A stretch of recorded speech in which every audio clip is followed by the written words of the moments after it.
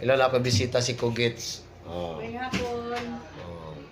So dili ko maingon nga i-follow siya kay basig ma-restrict na po ng account. Bahala naman sa iyang kinabuhi. No? Paano magdili? So sagdihi lang mi nga maglabay sa inyong mga wall Dili lang. kay pag-like lang gud mo, no?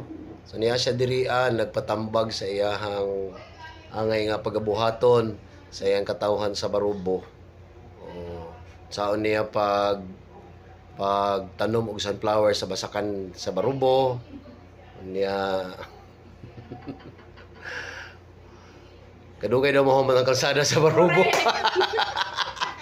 Oh, joke ra. Oh. So, niya siya diri kay unsaon daw pag monetize sa account. Oh, guyud-guyud lang ko sa salog pirmi.